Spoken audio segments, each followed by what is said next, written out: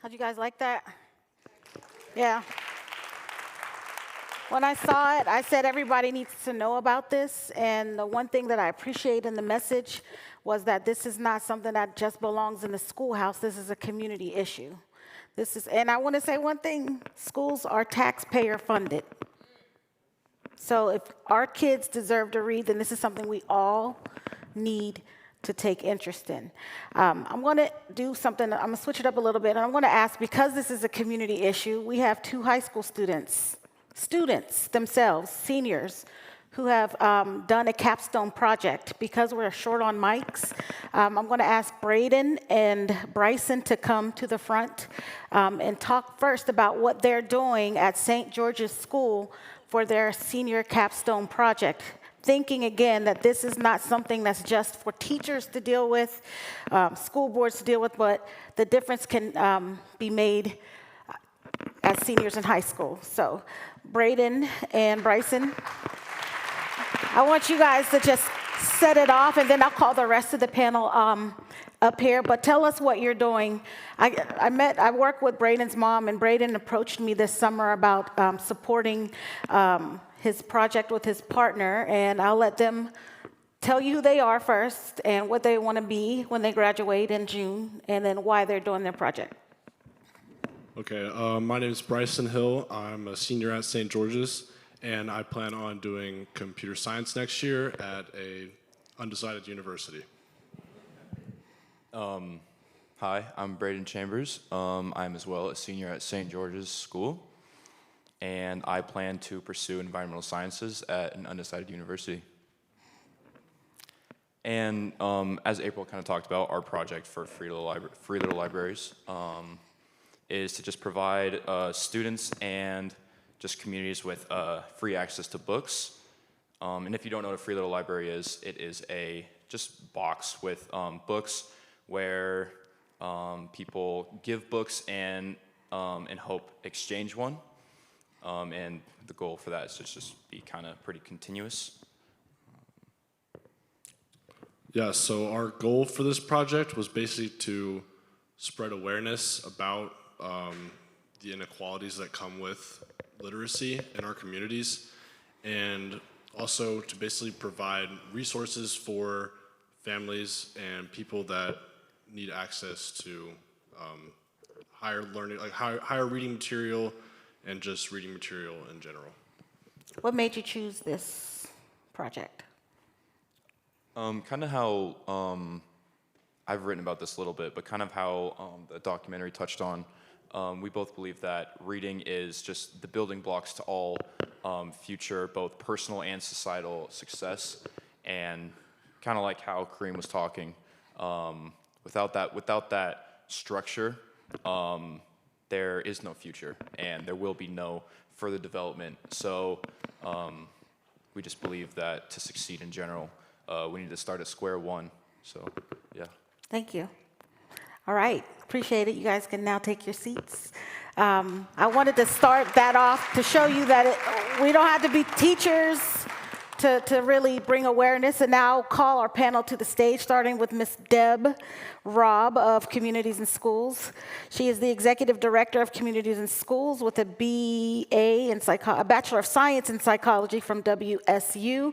I would like to call Ms. Dorothy Whitman. She is a reading specialist born at Fairchild Air Force Base, has been a teacher in the Central Valley School District for many years, and has 3 wonderful sons. She has a master's degree in literacy. I would also then like to call Ms. Kara Bauer, the founder of Little Scholars Development Center in West and Northwest communities, and Ray's Early Learning and Development Center. I would then now like to call Ms. Bernice Buchanan to the stage. Ms. Bernice is someone I call an OG in Spokane. She was born and raised in rural Mississippi. She graduated from an HBCU, Jackson State College, now Jackson State University, BA in sociology, 2 master's degrees achieved in education, a master's certification in special education. She was a classroom teacher for 24 years and worked in Spokane public schools for 46 years. 46 years. I find it quite an honor that she's here to be on this stage because we saw footage of the civil rights movement, and she was also, during the, as a college student, a part of the Student Nonviolent Coordinating Committee. And then that's all my panel. We have an extra seat because I miscounted, so I'll swap with you.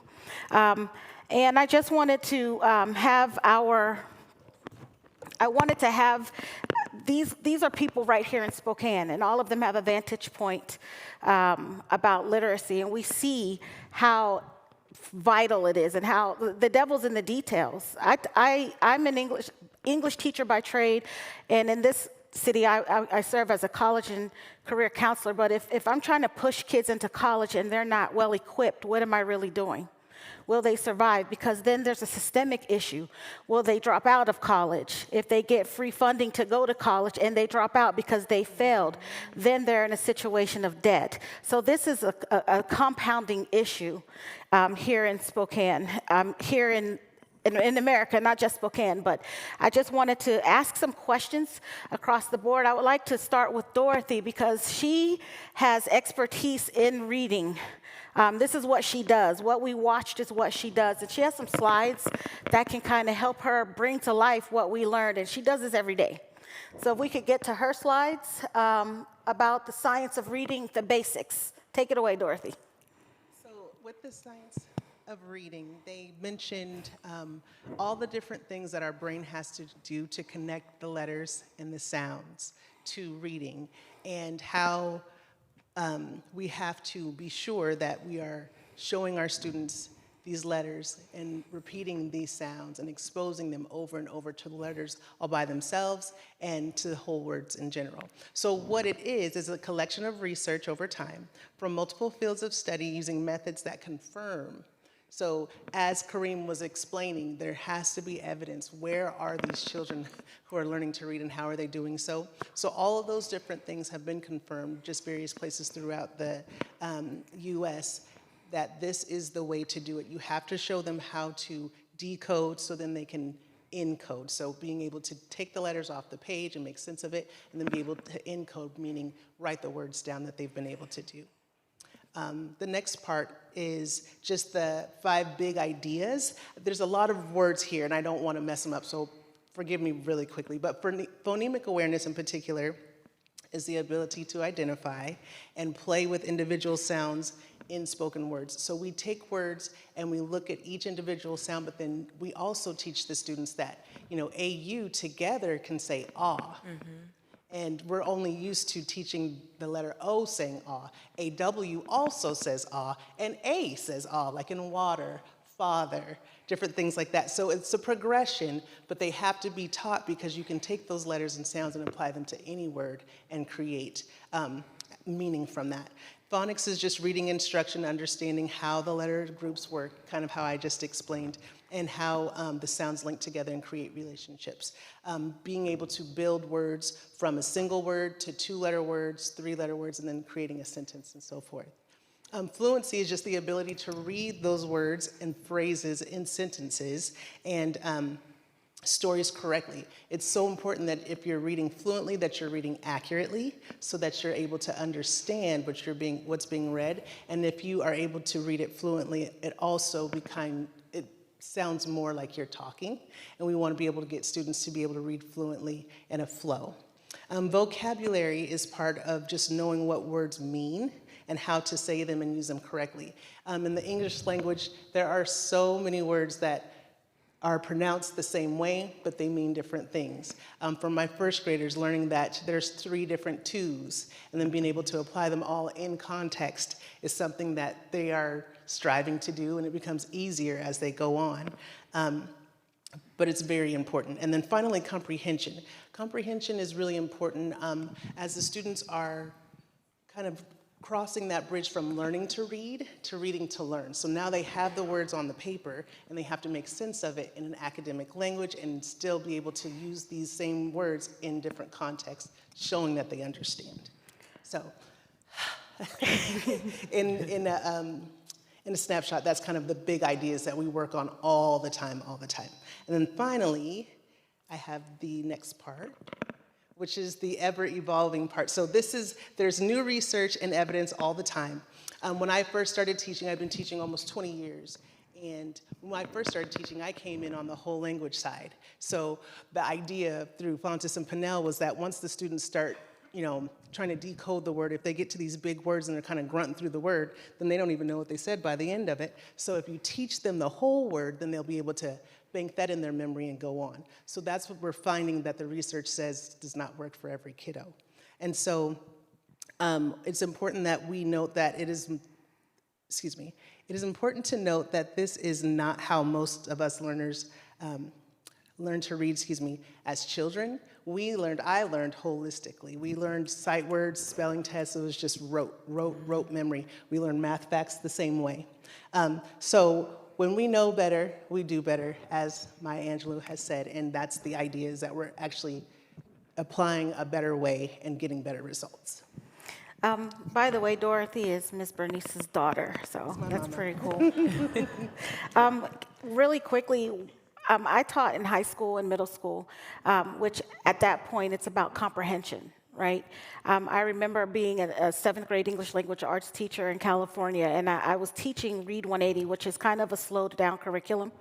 And I had a student in seventh grade who still couldn't put basic words together, like ivy. Seventh grade.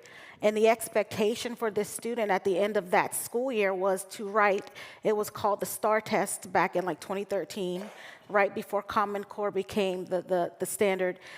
The expectation for seventh graders that year was to write a 5-paragraph essay as a part of their state test. And I had a child in my classroom who couldn't put 3-syllable words together. And that's the reality of it all. So my question for you is, this was a seventh grade student, and you talked about comprehension. At what point do students stop reading to learn like how to decode and to put the pieces together? When does it become comprehension? At what grade level, would you say?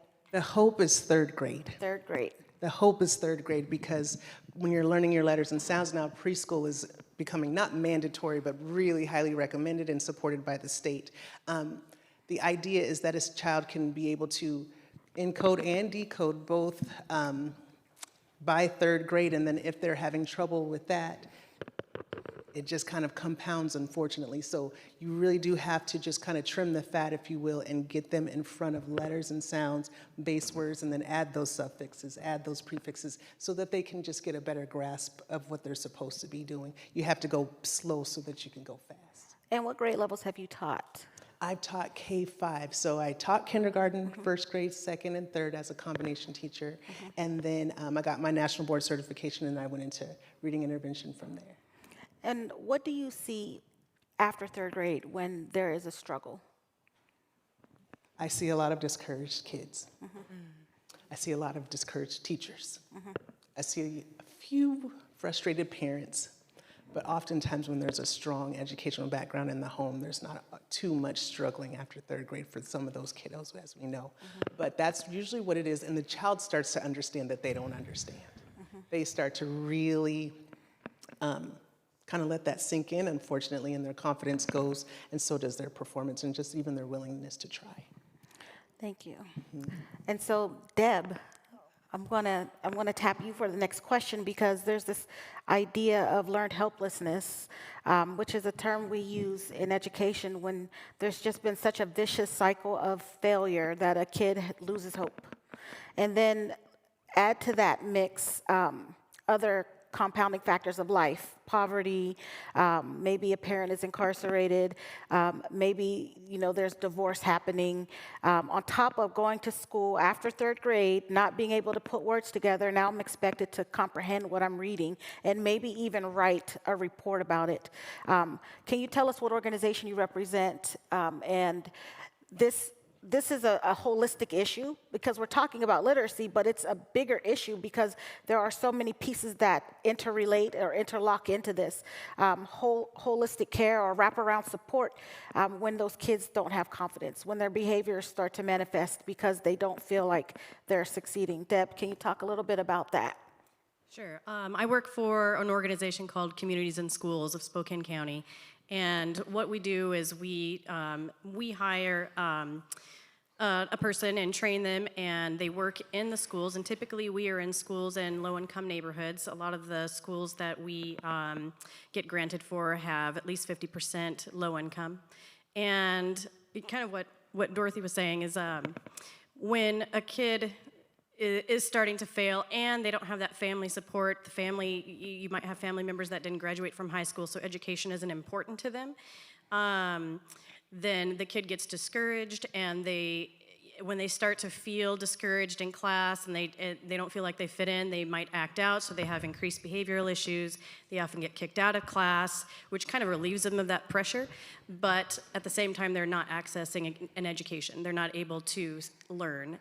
So what we do is our staff member works in that school every day. That's their home base, and they develop relationships with the teachers and the students, most importantly the students, and they build those relationships and they build trust with the students. They work with the parents, and they really try and identify what the gap is for those kids. And oftentimes it's complicated. There's a lot of different issues going on, and they try and work with the community and bring resources into that school to help that student or the students that they're working with, which is typically 30 to 40 students in a school.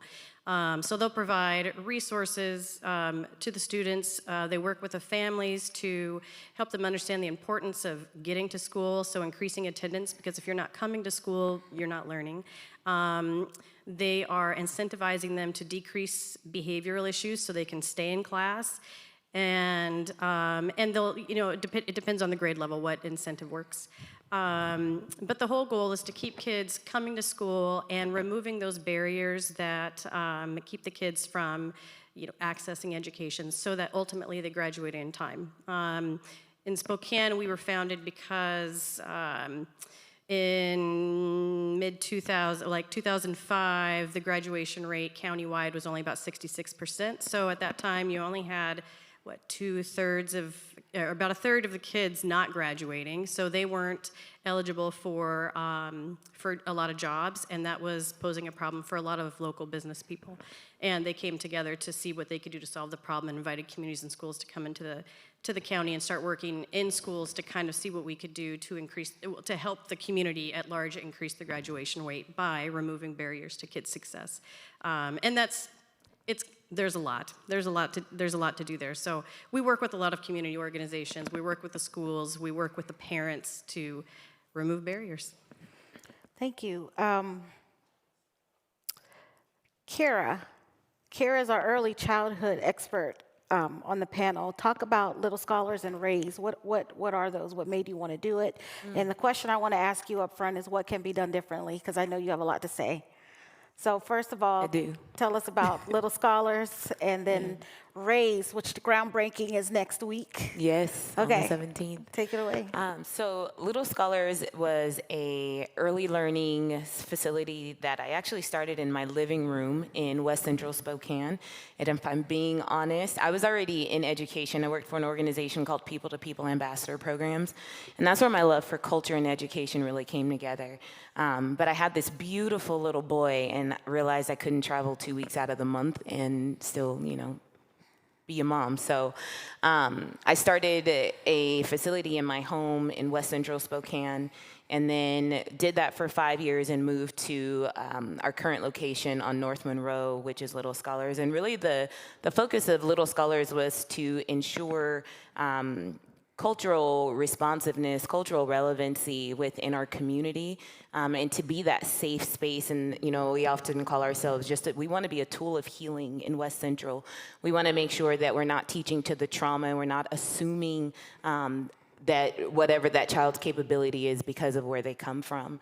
And I often tell that story that I really understood the need coming from West Central. I was a 24-hour facility, and so I had kids from all over our community, and I got to see the different expectations of our parents and of our students depending on the area that they lived in of that school. And so that's Little Scholars.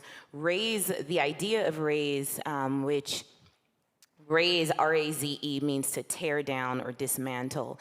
And it really centered around dismantling the current narrative of the Black child in education. and completely dismantling the preschool to prison pipeline. So when I tell you this resonated with me on a very different level, it is because without literacy, without an understanding of how to teach our children, we are sending them, Black and brown children specifically, potentially directly to prison. We know that we know that prisons look at graduation rates to determine the amount of beds that they need in the future. They can determine that by the third grade, fourth grade reading levels of males. And we can determine those numbers by the number of words that a child knows at 18 months. So for me, this is a very real situation. And so, yes, our groundbreaking for RAISE is coming. When? January 17th, 9 a.m. We purchased the old Department of Licensing building on North Lidgerwood. It'll have 170 slots with evening hours and a full preschool development program, including STEM programming.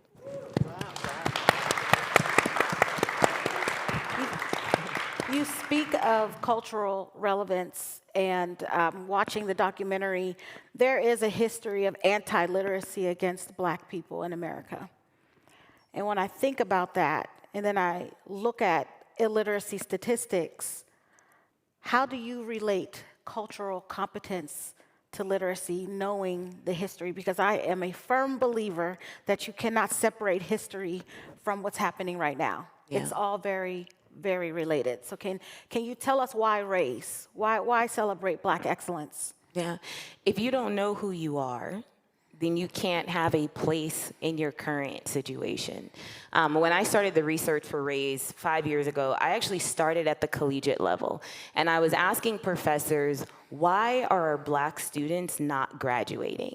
And one of the professors, and then this became just a reoccurring stream. He said to me, Kira, I get in my classroom and I have one or two, he teaches at Eastern, and he said, I have, these Black students that come in, and it's like they don't realize that they belong. They've done the work, they had the grades to get in, they get in, and then the curriculum doesn't reflect them, the teaching staff doesn't reflect them, the administrative staff doesn't reflect them, and the students that are sitting next to them don't know how to relate to them. That is a problem for me. And that became what I heard, whether I was speaking with professors at Gonzaga, Eastern, Whitworth. It didn't matter. Everybody was saying the same thing. And so why RAISE? RAISE is, one of the things that I like to talk about is that people hear it has a Black-centered focus, and they're like, well, we're so glad for you Black kids. No, this is a conversation that needs to be had around every single table in Spokane. We need to be talking about the contributions of Black Americans as it pertains to all of our lives and how it's impacted and it has brought us forward. This idea of our children not reading. One of the things that was said in this documentary really kind of took me back to what happened just a couple of months back in the Meade School District. And a lot of us went down and we were advocating, and they were trying to say that CRT was being taught to their students and it needed to be pulled. And over, parents got up and they said, we don't want our children to leave school feeling bad about themselves. We don't want our children to be upset. And if you teach this, it's going to upset them.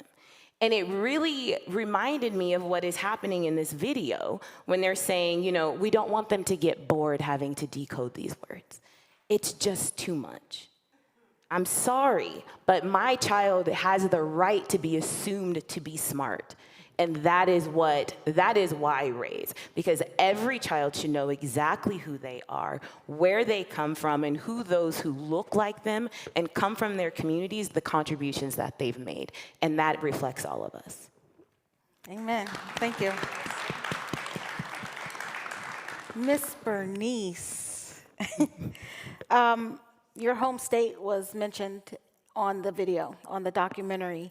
And it's a civil rights issue because literacy is access. When you don't have economic access, then really you don't allow yourself to elevate. You can't elevate. Can you talk about the relationship between civil rights, your lived experience, and how illiteracy, in preparing for this, we talked, how in this new age of information with everything at our fingertips, we still have this huge disparity in literacy. Can you talk about the relationship between civil rights as you've lived it and seen it as an educator even? And you are an educator here, up north, Pacific Northwest to be exact, but how does this resonate with you as being a civil rights issue? To be honest with you, when I heard about it as being a civil rights issue, only after many, many years did I realize that, because I came from a segregated school. Everybody in my school looked like me. And we didn't have any way of knowing what other people knew. So as for, we knew things were different because we had little to no money, and the school systems reflected that. We had to have used books if there were books. And like with reading and things that everybody on the panel was talking about, we were exposed only to repetition. Maybe there was a picture, but rote was it.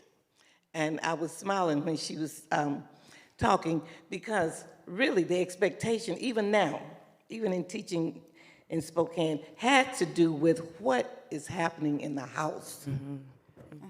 It doesn't matter what you teach in that classroom, the parents can unravel it in 5 minutes. So instead of we getting everybody's idea on what you want your child to learn, talk to the parents. What is your expectation for your child? Yes. What is it? How can we help you help your child meet the expectations? Otherwise, you're just beating the air. And that's where I see the civil rights come in at. Educators know the best answer. Every time you get somebody that's going to get a PhD, the pendulum swings this way. Yeah. Then when they get their PhD, and another group come in with another type of science, pendulum swings this way. The only steady piece you have is the house. What do the parents expect? And then once you can get the parents involved in it, and if you can teach the parents to hold on to all that's within them good, while leading that whole family into society, not only will they lay down their anger, but they'll teach the educational system how to make the desert grow fruit. That's it. They have to come from the house. And I hold that even when I left education. If there's an issue, and I get a lot of calls about issues, racial issues, civil rights issues, I said, you know what? I hear you. May we meet someplace and have this conversation? Because I want them to see there's a part that all of us have to play in it. The blame game does not move us forward. It just stagnates and builds barriers. But the same wall you build to keep a person out is the same wall that keeps you in. So the wall has to disappear. So in my travel and in my educational experiences, and I really love the education and the kids, we have less people as far as black kids. We have less kids graduating now than we did in Martin Luther King's day. I can't blame that on the schools. Not after I hear all what you said the schools are offering. I'm trying to figure out where we are that we're not getting this offering. When I came up, my mom was an avid reader, and we didn't have TV. Most of the kids that I worked with, it didn't matter what race they were in, they were mostly raised by, I call, couch parents or the TV. There was nobody reading to them. They watched what they wanted to watch. And now, they don't watch so much TV, but they have the iPhones and the, whatever you, all these kinds of things to occupy their time. All the parent want to do after they work 2 jobs is to come home and rest. So whatever the kid is doing, as long as they're not disturbing them, they could care less. But the end result is, if you talk to the parent again about their expectations, and then you share with them what you actually have in the classroom, then they will go, oh, I didn't know that gap was that wide. I didn't know there was other things that I needed to do to make sure, because, you know, to have a goal without a plan is just a wish. And they need to know that. And parents won't fight you when you are talking about their most valued possession, which is their kid. They will not fight you. But if you go in blaming, that's a whole different story. But if you go in with the intent to help, it makes a difference. So now that to answer your first question, the civil rights deal now, where I can see, in my day, my mom taught us, it's not what you know, it's who you know. So therefore, if you wanted a job, you didn't have to fill out an application. You had to have good character, though, because you had to have somebody speak for you. If somebody spoke for you, you're more likely to get the job. But now you have to apply for the job. Now this is where reading and the decoding comes in. And you have to be able to answer questions and do research. Well, we didn't have to do that in our day. When you wanted to just regular jobs, that was it. And now, if you don't know how to read, the door is shut totally. So then, if you can't read and if you can't do upward mobility on a job, then everything starts to diminish. Everything. Your wish, your desire, where you live, what you eat, what you look like, your dreams, everything. How do we, when we see the high school student who has navigated the education system unsuccessfully, what do we do in that case? When it just feels like I'm not going to make it. And then what often happens at that stage of their development is they look for other avenues. How do we intervene at that point? Because, it's a systemic issue, right?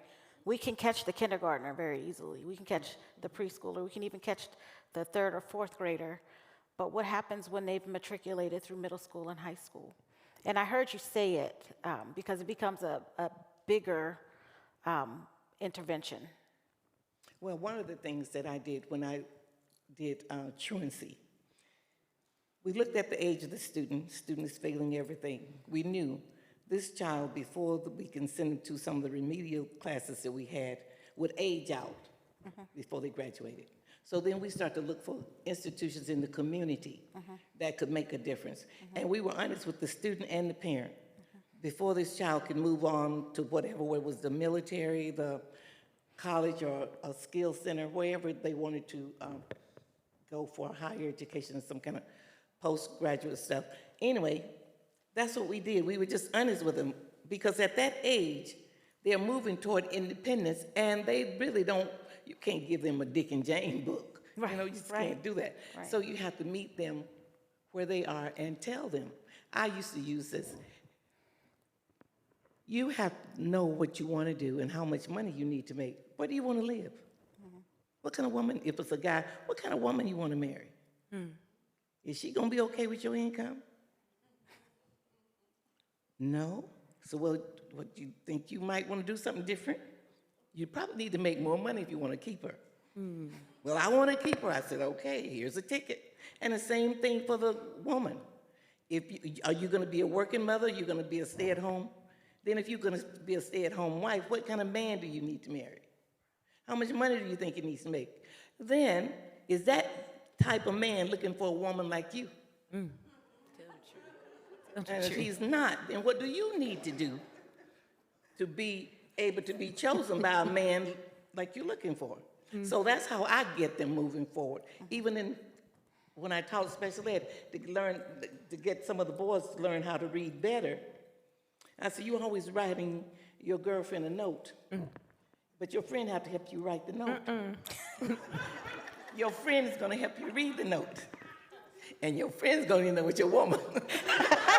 So you best learn how to read if you want to keep your girlfriend. I love that. If you want to keep your boyfriend, that's just the way it is. So I just hit them with reality. I don't go through it. Practical. If you 16, time out for play stuff. It's reality now, you know. And then some of the kids, well, I'm not going to do this, I'm not going to do that. I said, so what are you planning on doing? And the parents are with me. I said, what are you planning on doing? well, I says, you gonna live with your mom in her basement the rest of your life? And I asked Dad, so you gonna take care of your son the rest of your life? He said, no. In 2 years, he's getting out of here. I said, well, you heard it. Now what are you gonna do in 2 years? And they just look stunned. Like, what? I gotta leave in 2 years? You never said. Yeah, so here is the school. You can get this trade that you can leave within 18 months. That's less than 2 years with a livable wage. Do you want it? Okay, I'll call up and tell them you're on your way and how we're going to do it. Then we talk to the school so the school can give them a good recommendation. Not any, we don't want any sad stories. You don't have to lie, but don't down talk this person because we're trying to do the upward mobility. So that's what we do at that age. At least that's what I did. And they were pretty successful. Thank you. Yes. I think I'll end the question for every one of you to ask. It's not a schoolhouse issue. Ms. Bernice, you were part of SNCC during the era of civil rights. This is a grassroots community collective initiative. There needs to be comprehensive cohesion. What does the community need to know? We are a community. Everybody in here came tonight because they're interested in this topic. There's a need, right? What can we collectively do as a community?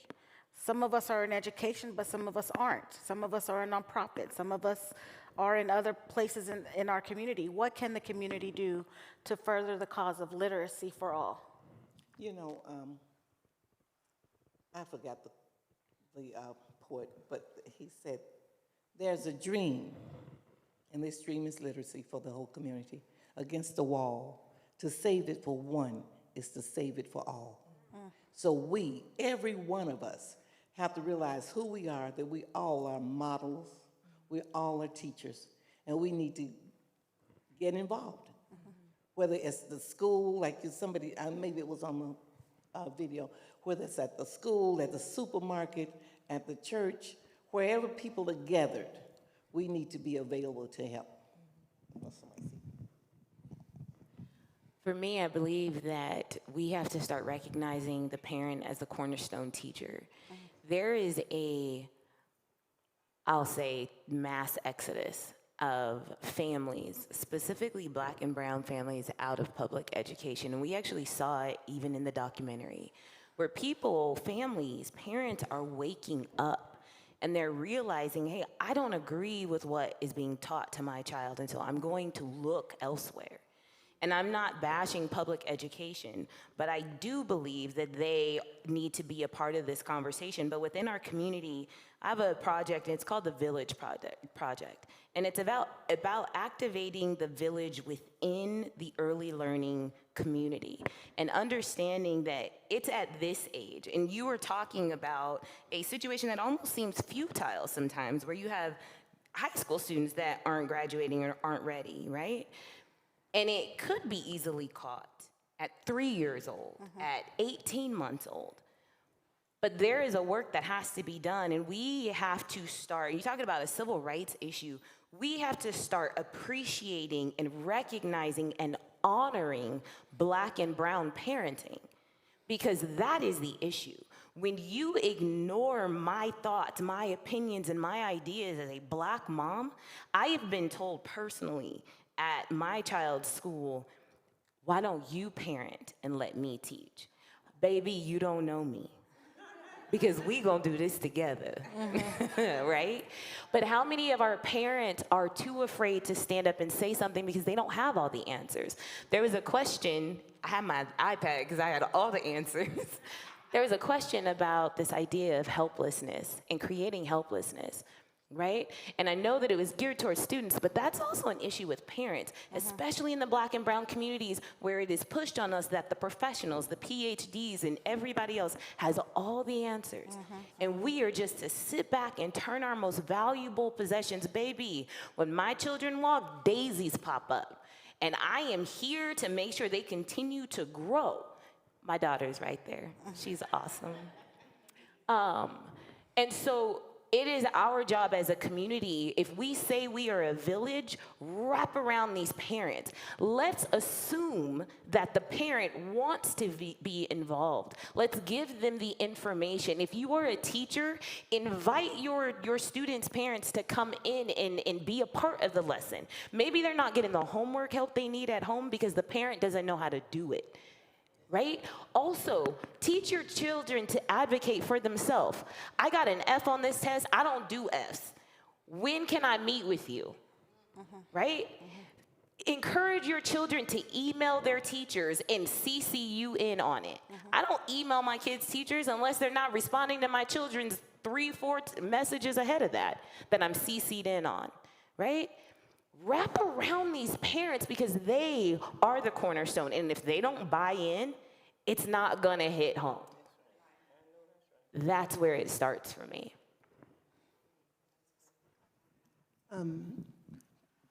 Ditto. Absolutely, the parents are the most valuable player for a lot of these things. Obviously, your child, they're the ones that are carrying your thoughts, your dreams, your ambitions with them if you're being intentional with your parenting. We need to empower parents to work more intentionally with their kids. As my mom, as Bernice was saying, by the time parents get home, they are so exhausted and they just want to love on the babies and kiss them and go to bed because they are tired themselves, but they know all the mental work that goes into working with your child and helping them learn. Also, giving them tools. Teachers, we're constantly trying to give parents tools and inviting them into open house nights and to curriculum nights and to parent-teacher conferences. But encouraging them also, this is an unpopular opinion, but as a reading intervention teacher, limit that screen time. Yes. Those screens, I sound like an old-time religion, they're the devil. No, children really need to work on their fine motor skills. They need to be able to write a word instead of drawing letters. I'm working with 3rd and 4th graders that are drawing their letters still, but it's because they've been tapping so much, they don't really feel like they need to, but it's necessary. And so once we kind of reintroduce fine motor skills and gross motor skills and being able to write and read intentionally with a book, not necessarily on a screen, we will just get them back to the basics. You don't realize, I do just because of the lens that I have, how much dexterity it goes into just turning a page of paper. Some kids, you give them a book, and I mean, they seem like they want to tear it up first. Says, oh, it's not a toy. That's a book, baby. But anyway, that's really, really important. Getting pencils and crayons back in kids' hands, getting paper in front of them is going to just, make gains. I digress. A lot of really good ideas and points here. I don't have a whole lot of new things to add, but the things that we really see in the schools that we serve is that the parents are afraid to come to the school building because they didn't have a good experience in those buildings and those spaces themselves. And so creating a safe space in the school so that when the parents come, it's not because of a disciplinary action, but we start to create a welcoming space so that parents start to feel comfortable there, and then you can start to support them more. But also, thank you, unpopular opinion, screen time, limit the screen time. But for parents too, you have to be intentional about putting it down and reading to your kids. Even if it's just small, just start small, 5 minutes, just read a little bit. And that there's a bond that's created there. So that's all, those are the only things I have to add to all the brilliant things that were said already. Thank you. I want to thank this great panel and our students, Braden and Bryson, for coming out. I really hope that this is the start of work we do together. Wherever you are in the community, just know that there's something you can do to help change the narrative around literacy. I just want to say this is a kickoff event for the next 3 Saturdays. The NAACP and Black Lens will continue in the spirit of community and collectivism, to have reading circles. We're going to have our first one this Saturday. The slide in front of you tells when. I want to actually have some students, older students, reading to younger students. Because one thing that I believe is that that example of youth to youth, that near peer connection is quite empowering, because kids will listen to other kids. Especially, you know, because they want to be like you one day. They're on their way to where you are. So if you have small children, please come to the Black Lens offices just across the lot over in the Schoenberg Center. You could walk to it from here. But we're going to be hosting reading circles for the very purpose of exposure, opportunity, community building, relationship building, and just stimulating kids around literacy, because it is the most solvable problem in America. Thank you all for coming tonight. I appreciate this. Thank you to my panel, to our students. Thank you.